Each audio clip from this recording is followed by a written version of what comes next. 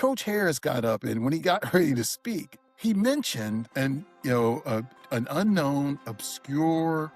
He mentioned his mom, obviously, and then he had mentioned this unknown lady who taught him back in high school. And so this is the story. I'm going to try to do it as quickly as possible. But when Coach Harris started middle school, high school, they were just integrating Virginia Beach public schools, right? And Coach Harris was talking about how, obviously there was a lot of blowback and pushback from people during that time, and when he was in school, he was fully aware that teachers didn't, were telling students not to talk to him, and, kids would tell him that, and then they were not on his side, so to speak. And he was in, I believe, his junior year of high school, and all he ever wanted to do was go to college and play football for Grambling University.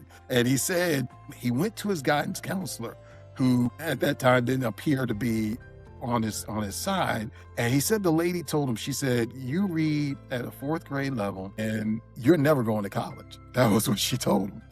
And he said he was crushed. He was crushed as he walked back to his classroom. He was visibly shaken, and his teacher noticed it. The white teacher, right? She noticed it, and she came and asked him, what's wrong, right? Why are you looking like that? And he told her what was told to him.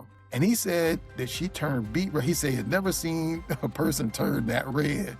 And he said she told him, "I will help you read, and I'll help you get into, as long as you're willing to work." And to make a long story short, he, within a year, went, the equivalent of 8 grade levels in reading, so that he was able to graduate and go to college, to Norfolk State University. And the woman, who's 85 years old, was in the crowd, sitting just unassuming. I'd seen her earlier, her and her husband. They're old, elderly. He was helping her walk. He was having a hard time walking himself. And I didn't know who they were, but I'd seen them earlier, and they were unassuming. They were just kind of smiling and just waving. I had no idea who they were. And my coach pointed to her and asked her to stand. And there were only 2 standing ovations that night, one for him, and the second was for this woman. And I caught a glimpse of stewardship right there. She had a gift, and she understood that gift was to give, even if it was to someone that wasn't deemed worthy of that gift, or that, was outcast, or not, not someone who was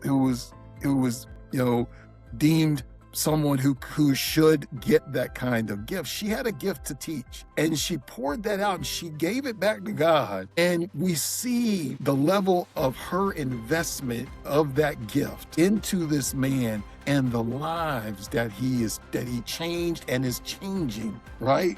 And I saw that as a profile. I said, that's legacy stewardship, right? That's your legacy, her legacy. Her legacy, she may have millions of dollars she's given to her grandkids, right?